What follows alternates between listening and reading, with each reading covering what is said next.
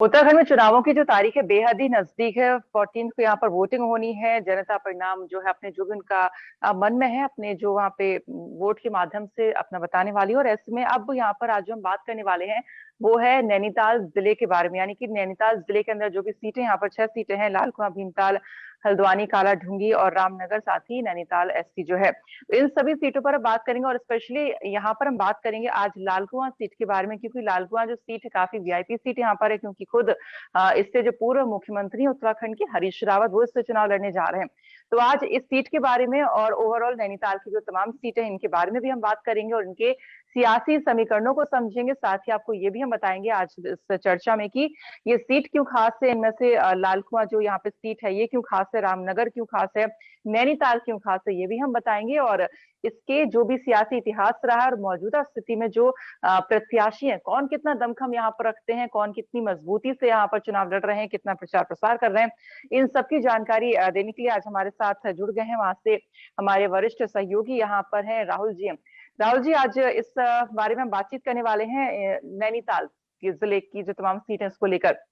आप वहीं पर रहते हैं, बखूबी आप वहाँ की जो सियासी स्थिति है फिलहाल की वो बता सकते हैं। तो सबसे पहले अगर हम बात करें नैनीताल जिले की लाल कुआं सीट के बारे में, क्योंकि खुद हरीश रावत यहाँ से चुनाव लड़ रहे हैं, तो थोड़ा सा बताइए कि पहले जो इनका टिकट है रामनगर से लाल कुआं शिफ्ट हुआ, इसका रीजन क्या कुछ है, और जब लाल कुआं में यहाँ पर टिकट इनको मिला तो जो मौजूदा वहाँ के दावेदार हैं उनकी क्या प्रतिक्रिया रही। तो ये जो सिनेरियो है हरीश रावत का रामनगर से लाल कुआं आना और लाल कुआं में फिर सियासी हलचल होना हरीश रावत के आने से, ये स्थिति पर थोड़ा सा एक नजर डालें।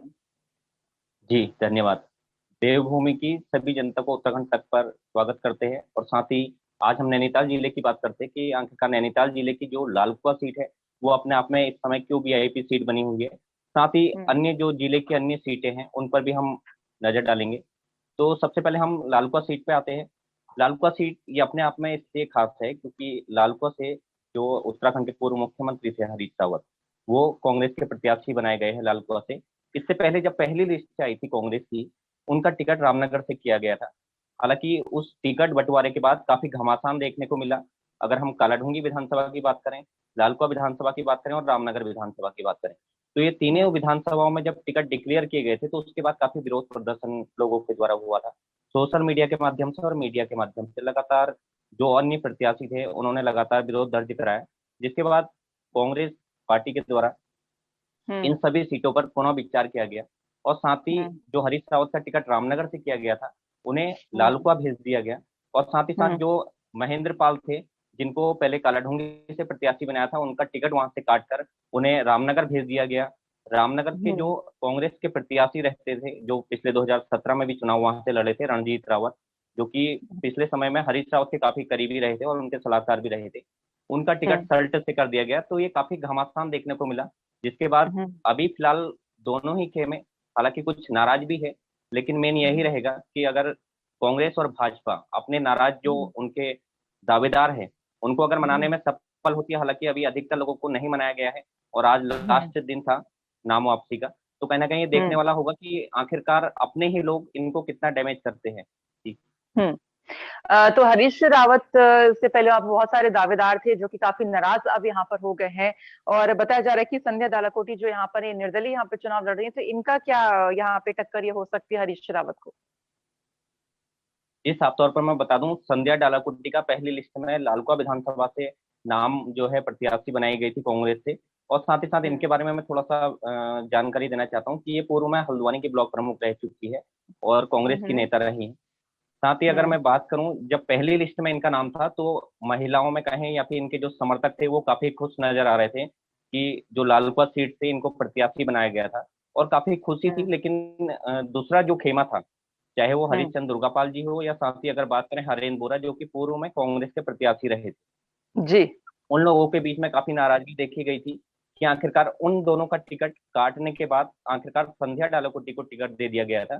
तो हम्म। इसमें जो सियासी घमासान था तो ये हम्म। काफी देखने को मिला। और संध्या डालाकोटी का जब टिकट कर दिया गया था उसके बाद उनका टिकट काट दिया गया, तो उनके जो समर्थक थे और जो खुद संध्या डालाकोटी थी उनमें एक काफी जो दुख हुआ और उनको काफी निराशा हाथ लगी। और साथ साथ जो उनके समर्थक थे उन्होंने एक महापंचायत का आयोजन किया जिसके बाद उन्होंने निर्दलीय अपना नामांकन किया। तो कहीं ना कहीं ठीक है। ये जो एक बन के आ रहा है समीकरण, वो कहीं ना कहीं हरीश रावत के खिलाफ या फिर कांग्रेस को वो एक भारी नुकसान पहुंचा सकती है लालपत सीट। ठीक है। यहाँ पर हम देख रहे हैं कि जो भारतीय जनता पार्टी से प्रत्याशी मोहन सिंह बिष्ट यहाँ पर प्रत्याशी हैं, तो अगर इनके बारे में हम नजर डालेंगे, लेकिन उससे पहले जो इनका एक बयान सामने आ रहा था कि वो यही कि ये जो मुद्दा है, जो लड़ाई है, वो यहाँ पे स्थानीय और बाहरी की है। हरीश रावत को बाहरी कह रहे हैं। अगर हम बात करें वहां की जनता की, तो जनता का क्या रुख है हरीश रावत के लिए? क्या वो भी हरीश रावत को बाहरी कह रहे हैं? हालांकि निवासी तो उत्तराखंड के ही हैं हरीश रावत। तो क्या जनता की प्रतिक्रिया है हरीश रावत की एंट्री को लेके? और ये जो मोहन सिंह बिष्ट है, उसके बाद इनकी जो भी बैकग्राउंड, इन पे थोड़ा सा नजर डालेंगे। जी, साफ तौर पर मैं बताना चाहूंगा कि जो मोहन बिष्ट भाजपा के इस समय दावेदार है, वहां से कैंडिडेट उनको प्रत्याशी भाजपा ने बनाया है। उनका एक बयान हम्म। सामने आया था कि स्थानीय और बाहरी, हम्म। हरीश रावत को उन्होंने बाहरी कहा था।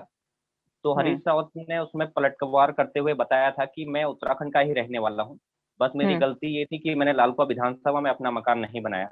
तो मैं यहीं की हम्म। क्षेत्र की जनता की सेवा करने के लिए लालकुआ में आया हूँ, और मुझे जो हम्म। लालकुआ की जो जनता है वो कहीं ना कहीं आशीर्वाद देके जिताएगी। हम्म। और साथ ही हम्म। अगर हम बात करें मोहन बिष्ट की, मोहन बिष्ट हम्म। के बारे में थोड़ा सा मैं जानकारी देना चाहूंगा कि मोहन बिष्ट अभी कुछ ही समय पहले हम्म। भाजपा में दोबारा एंट्री करे हैं। इससे पहले वो ठीक है। हालांकि भाजपा के ही नेता थे, लेकिन पंचायती चुनाव जो थे उत्तराखंड में, उसमें उन्होंने निर्दलीय प्रत्याशी के रूप में चुनाव लड़कर जीते थे पंचायत का, हम्म। और बीजेपी हम्म। के कैंडिडेट को उन्होंने हराया था। तो कहीं ना कहीं हम्म। वो पार्टी से बाहर थे, और अभी जस्ट हम्म। चुनाव से पहले ही उन्हें पार्टी में दोबारा से उनकी ज्वाइनिंग कराई गई, हम्म। जिसके बाद जाके उनको वहां से भाजपा ने अपना प्रत्याशी घोषित किया। तो यही तो पूरी लड़ाई मोहन जी। पुरानी और ठीक है, तो मतलब मोहन सिंह बिष्ट की दोबारा से यहाँ पर एंट्री हुई है भारतीय जनता पार्टी में। तो मोहन सिंह बिष्ट कितनी पकड़ उस अपने क्षेत्र में यहाँ पर रखते हैं, थोड़ा सा ये भी यहाँ पर बताइए। और जैसा आप कह रहे हैं कि पहले भी बीजेपी में वो रह चुके हैं, तो क्या कुछ इतने टाइम बाद दोबारा से बीजेपी ने जो यहाँ पर मोहन सिंह बिष्ट को ज्वाइन करवाया है, क्या कुछ वजह यहाँ पर लगती है? क्या उनको लगता है कि इस बार मोहन सिंह बिष्ट जो है टक्कर दे पाएंगे हरीश रावत को? हालांकि हरीश रावत की एंट्री तो बाद में यहाँ पर हुई है, तो ये सिनेरियो क्या है थोड़ा? जी, इन्होंने जो अपना जो पंचायत का चुनाव था उसमें अच्छे वोटों से इन्होंने विजय प्राप्त करी, और कांग्रेस और जो भाजपा के जो दोनों कैंडिडेट थे उनको हराया था। इससे पहले ये जी। भाजपा में ही थे, लेकिन चुनाव में इनको भाजपा ने अपना वहां पर जो पंचायत का चुनाव था उसमें प्रत्याशी नहीं बनाया था। तो कहीं ना कहीं इन्होंने अपना निर्दलीय नामांकन करके जीत के क्षेत्र में आए थे। साथ ही अगर ठीक है। बात करें तो उसके बाद से इनकी एंट्री बीजेपी में नहीं थी, ये बाहर थे। हम्म। चुनाव से अभी कुछ समय पहले ही समीकरण और जो सर्वे पार्टियों के द्वारा किए गए थे, उसके बाद इनको हम्म। पार्टी में ज्वाइनिंग कराया था, और इनको हम्म। लगता था कि शायद इनको कहीं ना कहीं पार्टी अपना प्रत्याशी बनाएगी, इसी वजह से इन्होंने पार्टी ज्वाइन करी। लेकिन कहीं ना कहीं एक बात मैं बताना चाहता हूँ, जो सीटिंग विधायक थे हम्म। उनका टिकट काटने से कहीं ना कहीं जो पूर्व में विधायक रहे नवीन दुमका, उनके समर्थकों में भी कहीं ना कहीं थोड़ा सा असंतोष जरूर था कि आखिरकार जो सिटिंग विधायक थे उनका टिकट काट दिया गया।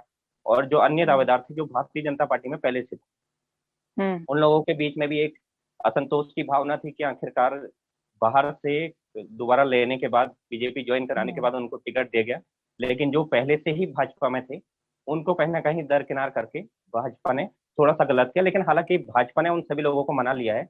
लेकिन अब आगे हम्म। देखने वाली बात होगी कि आखिरकार वो हरीश रावत को किस तरीके से टक्कर दे। ठीक है। तो ये तो बात हो गई बीजेपी और ये कांग्रेस के प्रत्याशियों के बारे में। अब बात कर लेते हैं जो तीसरी एंट्री, न्यू एंट्री यहाँ पर हुई है आम आदमी पार्टी की। आम आदमी पार्टी से हम देख रहे हैं चंद्रशेखर आजाद हैं जो कि मैदान में है। थोड़ा सा बताइए चंद्रशेखर आजाद के बारे में, किस तरह के व्यक्ति हैं, क्या व्यक्तित्व रखते हैं, क्या किस तरह के कार्य करते रहे हैं, और क्या उनकी बायोडेटा थोड़ा सा अगर हम जाने, जनता को बताएं, तो चंद्रशेखर के बारे में क्या कुछ? जी, देखिए, आम आदमी पार्टी ने उत्तराखंड में अपनी सभी सीटों पर चुनाव लड़ने जा रही है, और कहीं ना कहीं नई एंट्री है। हालांकि आम आदमी पार्टी के जितने भी नेता आए या फिर आम आदमी पार्टी ने ये कहा है कि अभी तक उत्तराखंड में लोगों के पास विकल्प नहीं था। तो कहीं ना कहीं हम्म। कभी भाजपा और कभी कांग्रेस को हम्म। जीतना पड़ता था, लेकिन अब जा करके जो है वो आम आदमी पार्टी उभर के आ रही है। लेकिन हम्म। जो कैंडिडेट यहाँ से बनाए गए हैं, हम्म। चंद्रशेखर पांडे, तो कहीं हम्म। ना कहीं अब देखने वाली बात ये होगी कि जनता आखिरकार उन्हें जो उनके मुद्दे हैं उन पे हम्म। चुनाव पे वोट डालती है या नहीं डालती है। ये तो आने वाला हम्म। समय ही बताएगा। हालांकि दोनों ही जो बड़े राजनीतिक दल हैं वो कहीं ना कहीं उनकी जरूर इसमें देखेंगे कि फाइट उनके बीच में रहे। ठीक है। ओवरऑल नैनीताल जिले की हम बात करें, साथ इसमें जो हॉट सीट है कह रहे हैं हम लाल कुआं, तो लाल कुआं के अगर स्थानीय मुद्दों की बात करें तो फिलहाल वहां पे स्थानीय मुद्दे क्या कुछ हैं, किन किन समस्याओं से लोग वहां पे परेशान हैं और क्या उम्मीद रखते हैं जो भी कैंडिडेट यहाँ पर जीत कर आएगा उससे? देखिए, अगर मेन हम वहाँ के मुद्दों की बात करें या वहाँ पर जो भी इस तरीके से तराई का क्षेत्र है, और कहीं ना कहीं जो सबसे बड़ी जो वहाँ पर है वो किसान लोगों की आबादी है। और साथ ही कोई हम्म। ऐसी विशेष कोई रोजगार से संबंधित या कोई ऐसा विकल्प नहीं है। एक खनन हम्म। है जो कि खनन किया जाता है, वहाँ पर एक नदी है। हम्म। हम्म। मेन यही सब चीजें हैं लालकुआं अगर विधानसभा अब क्षेत्र। स्वास्थ्य सेवाओं को लेके क्या समस्याएं हैं वहां पर? जिस तरह से हम कुछ जनता के बाइट से यहाँ पे सुन रहे थे, तो उनका ये कहना है कि कोरोना के दौरान स्वास्थ्य समस्याएं बहुत सारी हुई हैं, जो सेवाएं थी, अस्पताल की दिक्कत वहां पर है। क्या इस तरह की दिक्कतें आपने भी देखी? जी, कहीं ना कहीं सभी, अगर हम सभी जगह की बात करें तो कहीं ना कहीं स्वास्थ्य जो सेवाएं हैं वो ठीक नहीं है। अगर सभी जगह की बात करें तो कहीं ना कहीं बहुत सारी कमियां हैं स्वास्थ्य को लेके, शिक्षा को, रोजगार, सभी चीजें हैं। तो इन सब पे अभी काम करने की जरूरत है। जी। ठीक है। अगर इसके चुनावी इतिहास की हम बात करें, इसी सीट के बारे में, उसके बाद हम बाकी और भी सीटों पर हम बात करेंगे। तो जो पिछला इलेक्शन था 2017 का, तो उसमें किसका क्या परफॉर्मेंस रहा था? बीजेपी से कौन जीते, कांग्रेस से यहाँ पर कौन जीते थे, तो क्या इनका परफॉर्मेंस क्या रहा था? देखिए, अगर पिछले 2017 की बात करें तो यहाँ पर भाजपा के विधायक जीते थे। और उससे पहले ठीक की है। अगर हम बात करें 2012 में, तो हम्म। निर्दलीय जो प्रत्याशी थे हरिचंद हम्म। दुर्गापाल, उन्होंने जीत करके वो विधानसभा गए थे। उन्हें सरकार में कैबिनेट मंत्री का दर्जा दिया गया था और कैबिनेट ठीक है। मंत्री बनाया गया था। तो ये दो चीजें रही थी कि पिछली बार जो थे वो भाजपा ने यहाँ पर विजय प्राप्त करी थी, और जो उससे पहले थे वो निर्दलीय प्रत्याशी के रूप में जीत दर्ज करी लेकिन थी जो लालकुआं। मौजूदा विधायक अभी वहां पर हैं, तो क्या उनका ये टिकट काट के मोहन सिंह बिष्ट को यहाँ पर दिया गया है? तो ऑब्वियस सी बात है कि जो मौजूदा विधायक है, इनकी नाराजगी होगी।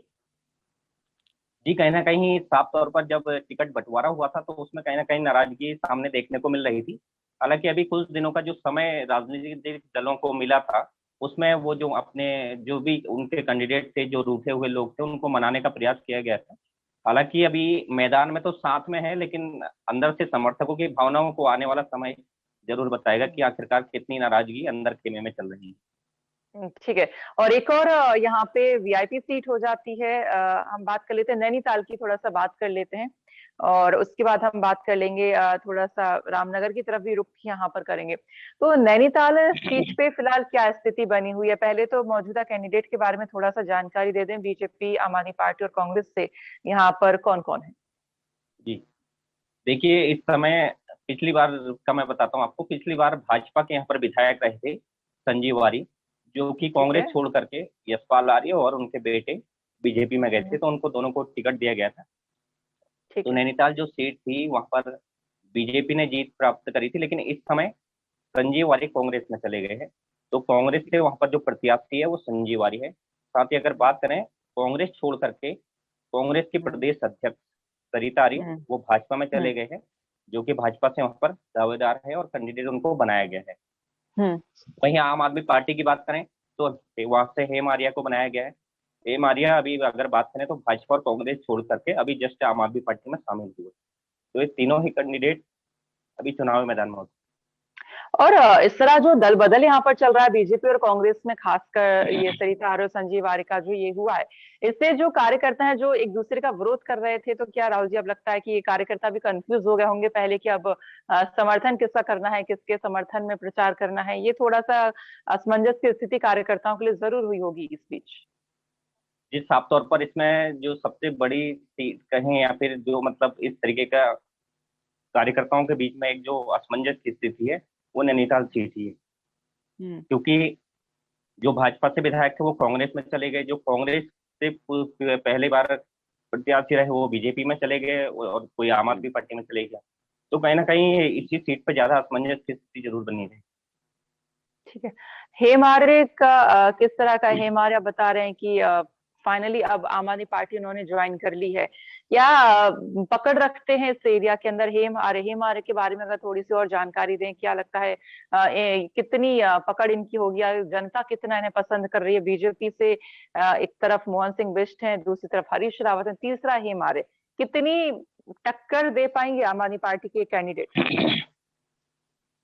देखिए, हेमारी की अगर बात करें, आम आदमी पार्टी ने इनको अपना वहां से प्रत्याशी बनाया है। नैनीताल सीट की अगर बात करें, हेमारी पहले भाजपा में भी काम कर चुके हैं, कांग्रेस में भी काम कर चुके हैं। बस इनके साथ दुर्भाग्य ये रहा था कि कांग्रेस और भाजपा में जब भी ये टिकट की दावेदारी करते थे तो कोई बड़ा नेता आकर वहां पर बैठ जाता था और टिकट उसके पक्ष में चले जाता था। अभी कुछ दिन पहले ही इन्होंने बीजेपी ज्वाइन करी थी, लेकिन बीजेपी में सरिता आर्या के एंट्री के बाद जो टिकट था वो सरिता आर्या को दे दिया था। तो कहीं ना कहीं फिर इनके हाथ एक जो निराशा थी वो लगी। अब इन्होंने कुछ ही दिन पहले आम आदमी पार्टी ज्वाइन करी। आम आदमी पार्टी से इनको नैनीताल से प्रत्याशी बनाया है। अब देखने वाली बात यह होगी कि जो इनके समर्थक होते हैं, जो राजनीतिक दलों के समर्थक, वो इनके पीछे पीछे इनके साथ जाते हैं या नहीं। ठीक है। और टक्कर की बात करें संजीव आर्य और सरिता आर्य के बारे में यहाँ पर हम बात करें अगर, तो पहले सरिता आर्य जो है यहाँ पर कांग्रेस में थी और अब बीजेपी में आ गई हैं, तो क्या बीजेपी को फायदा हो सकता है सरिता आर्य के बीजेपी में आने से, कांग्रेस से? क्योंकि उन्होंने अगर इलेक्शन पहले जीता हुआ है वहां से, तो कहीं ना कहीं नैनीताल में, आई थिंक आप भी जानते होंगे, बेटर बता सकते हैं कि नैनीताल में कितनी मजबूत पकड़ रखती हैं जनता के बीच में सरिता आर्य, और संजीव आर्य कितनी पकड़ यहाँ पर रखते हैं। तो क्या बीजेपी से संजीव आर्य का कांग्रेस में जाने से कांग्रेस को सीट पे फायदा होगा, यानी कि ये सीट सेफ हो जाएगी क्या कांग्रेस के लिए? और बीजेपी के लिए सरिता आर्य के कांग्रेस से बीजेपी में जाने पर ये सीट कितनी फायदेमंद हो सकती है? तो ये थोड़ा सा दोनों पार्टियों को क्या फायदा हो सकता है, कैंडिडेट जो यहाँ पे एक्सचेंज हुए, इससे क्या फायदा हो सकता है?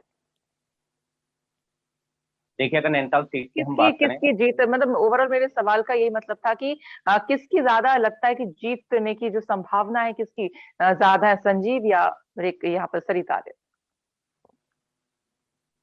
देखिए, नैनीताल सीट की अगर ओवरऑल बात करें तो कहीं ना कहीं आम आदमी पार्टी को पीछे छोड़ते हुए दोनों ही जो राजनीतिक दल है, भारतीय जनता पार्टी और कांग्रेस, इन दोनों के बीच ज्यादा टक्कर देखने को सामने मिलेगी। हालांकि अब देखने वाली बात यह होगी कि इस बार क्योंकि बीजेपी से कांग्रेस और कांग्रेस से बीजेपी वाला हुआ है, तो कहीं ना कहीं जो समर्थक है वो कंफ्यूज है कि आखिरकार वो कहाँ जाए। लेकिन अधिकतर जो समर्थक है वो नेता के साथ ही दल बदल की राजनीति कर रहे हैं।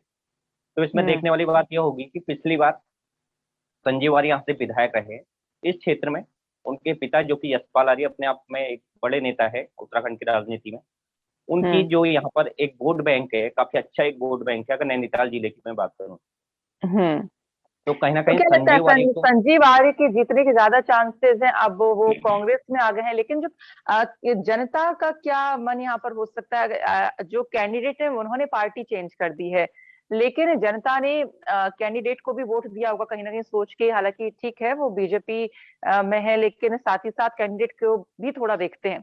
अब यहाँ पर पार्टी चेंज हो चुकी है, मतलब यहाँ पर कैंडिडेट जो है पार्टी चेंज कर चुके हैं, तो ऐसे में जनता भी थोड़ी सी कंफ्यूज हो जाएगी कि अब वो किसे वोट दें। जनता का किस तरह का रुख रहता है, पार्टी के सिंबल को देख के वोट देती है या फिर कैंडिडेट को? देखिए, अगर नैनीताल सीट की बात करूं तो पार्टी और सिंबल को छोड़ करके जो पर्सनल उन लोगों की छवि है या जो उनके समर्थक है, कहीं ना कहीं उनको लेकर के वहां पर चुनाव होगा, वहां पर वोट बैंक होगा। और जो यशपाल आर्य है वो संजीव आर्य के पिता है, तो कहीं ना कहीं जो उनकी पुरानी सीट रही है वहां से वो लगातार जनता के बीच में उनका एक अच्छा वोट बैंक माना जाता है। तो कहीं ना कहीं संजीव आर्य को यहाँ पर प्लस रहेगा, क्योंकि जो उनके पिता का जो वोट बैंक है, जो उनके कार्यकर्ता है, जो उनसे जुड़े हुए लोग हैं, वो कहीं ना कहीं प्लस रहेगा, चाहे वो कांग्रेस में जाए या बीजेपी में। तो कहीं ना कहीं संजीव आर्य को इसमें फायदा मिलते हुए देखने को मिल रहा है। और साथ ही अगर बात करें सरिता आर्या, तो वो भी स्थानीय है और पूर्व में वो भी कांग्रेस से विधायक रह चुके हैं। तो कहीं ना कहीं देखने वाली टक्कर होगी कि आखिर इस बार जनता किसको चुनती है, वहां पर किसको चुनती है। ठीक है, अब ओवरऑल हम बात कर लेते हैं नैनीताल जिले के बारे में, किन किन चीजों के लिए नैनीताल फेमस है? आखिर में हम यही चाहेंगे कि जनता को आप ये भी बताएं, और क्या खास है यहाँ पर। और अगर आर्थिक स्थिति की बात करें, वहाँ के रोजगार की चीजों को बात करें, तो वहाँ के जो लोग हैं किन किन सोर्सेस पे डिपेंड है अपनी आर्थिक स्थिति को लेकर, इस तरह के परिप्रेक्ष्य में क्या कुछ जानकारी? देखिए, अगर नैनीताल की मैं बात करूँ तो नैनीताल अपने आप में पर्यटन नगरी है और झीलों की नगरी कहा जाता है, और यहाँ पर बहुत सारी ऐसी जो झीलें हैं, तो कहीं न कहीं जो पर्यटन स्थल है नैनीताल के क्षेत्र के आसपास बहुत सारे अच्छे पर्यटक स्थल है, चाहे पहाड़ी हो या मैदानी हो। साथ ही हम्म। जिम कॉर्बेट नेशनल पार्क भी नैनीताल जिले में ही लगता है, जहाँ देश-विदेश से पर्यटक पहुँचते हैं। साथ ही बात करें हम्म। तो नैनीताल भी अपने आप में एक विश्व सुंदर के तौर पे कहीं न कहीं पर्यटक यहाँ पर पहुँचता है, क्योंकि हम्म। नैनी झील के दर्शन करता है, बर्फबारी हो, सभी चीज़ें हैं। और कहने फल हम्म। एक फल पट्टी नैनीताल जिले में है, फल पट्टी जिसे कहा जाता है। हम्म। तो यहाँ हम्म। से जो फल है वो भी कहीं न कहीं पूरे देश-विदेश में जाता है यहाँ से। हम्म। तो ये सभी चीज़ें, इसके अलावा कोई ऐसा विशेष रोज़गार नहीं है, मैं बताना चाहता हूँ, कि जिससे कि जो यहाँ के युवा है या जो भी पढ़ लिख कर के आगे बढ़ रहे हैं, तो उनको कहीं न कहीं रोज़गार के लिए बाहर निकलना पड़ता है। यहाँ पर ऐसा कोई रोज़गार का साधन नहीं है। स्वास्थ्य और हम्म। शिक्षा की भी कोई बहुत अच्छी स्थिति नहीं है कि कोई भी सरकार, चाहे वो कांग्रेस की रही हो या भाजपा की रही हो, कि किसी ने ऐसा हम्म। इतना डेवलप उसको कर दिया हो कि हाँ, कह सकते हैं कि आपको यहीं जो है स्वास्थ्य की अच्छी मिल सकती है या फिर शिक्षा अच्छी मिल सकती है। ऐसा कोई भी डेवलप नहीं किया है, कोई भी राजनीतिक दल ऐसा नहीं कह सकता कि हमने बहुत अच्छा काम यहाँ पर किया है। ठीक है। एक और सवाल मेरे अंदर आ रहा है इससे परे, हरीश रावत यहाँ से अब चुनाव लड़ रहे हैं, तो हरीश रावत क्या कितने दौरे वहां पर कर रहे हैं यहाँ पर आपके लाल कुआं में, और साथ ही साथ वहां पे जनता का कितना समर्थन वहां पर मिल रहा है, और क्योंकि वहां से मोहन सिंह बिष्ट भी यहाँ पे टक्कर दे रहे हैं, तो हरीश रावत की फिलहाल वहां पे स्थिति क्या है कि रामनगर से अब एकदम से उनको जो है लाल कुआं भेज दिया गया है, तो किस तरह से वो टैकल कर रहे हैं वहां की जनता को, किस किस तरह से जनता का प्यार लेने की कोशिश कर रहे हैं? देखिए, हरीश रावत का जो टिकट था वो रामनगर से किया गया था, लेकिन जो लगातार घमासान चल रहा था पार्टी के अंदर भी और पार्टी के बाहर भी, तो कहीं न कहीं जो उनके जो समर्थक थे या जो उनके विरोधी गुट के लोग थे, उनका विरोध लगातार जारी रहा, जिसके बाद उनके लालकुआं भेज दिया गया। हालाँकि जब से हम्म। लालकुआं भेजा है तब भी अभी भी उनको कोई ऐसी सुरक्षित सीट नहीं कह सकते, क्योंकि उनके जो निर्दलीय प्रत्याशी है वो उनकी पार्टी से ही है। हम्म। साथ ही अगर बात करें तो उन्होंने इस समय पूरे लालकुआं, हल्द्वानी और आसपास का जो क्षेत्र है, वहाँ पर डेरा हम्म। डाला हुआ, लगातार जनता के बीच में जा रहे हैं और जनता के हम्म। बीच में लगातार जो है कि आशीर्वाद जनता का लेना चाहते हैं, और वहाँ पर वो बता रहे हैं कि क्षेत्र में कि मैं लालकुआं इसलिए आया हूँ ताकि मैं पूरे यहाँ जो लालकुआं के क्षेत्र की जो जनता है उसका एक अच्छा यहाँ पर रोल दे सकूँ और यहाँ पर अच्छा एक काम कर सकूँ। अब ये देखने वाली बात होगी कि लालकुआं की जनता उन्हें किस तरीके से समर्थन देती है, प्यार देती है, या फिर बाहरी और उसके जो बीच में एक घमासान चल रहा है, उसको देखने को मिलेगा। ठीक है। फिर राव जी, खैर बहुत बहुत शुक्रिया आपका, और इस जिले की तमाम सीटों के बारे में पूरी जानकारी देने के लिए, पूरे सियासी समीकरण जनता को समझाने के लिए बहुत बहुत शुक्रिया जुड़ने के लिए। और आपसे दर्शकों से रिक्वेस्ट करूंगी कि अगर आप उत्तराखंड की तमाम खबरें देखना चाहते हैं और सियासत से जुड़ी तमाम जो सीटें वहां पर हैं, जो राजनीतिक चेहरे वहां पर, उनसे जुड़ी तमाम जानकारियां अगर सुनना या देखना चाहते हैं, तो आप उत्तराखंड तक की ऐप को इंस्टॉल कर सकते हैं, या फिर उत्तराखंड तक का जो यूट्यूब चैनल है वहां पर भी आप जा सकते हैं, और इसके ट्विटर और फेसबुक पर भी यहाँ पर आप फॉलो कर सकते हैं, ताकि आपको उत्तराखंड की तमाम जो खबरें हैं आप तक पहुंचती रहें। तो फिलहाल आज ये चर्चा देखने के लिए आप सभी का बहुत बहुत शुक्रिया। नमस्कार।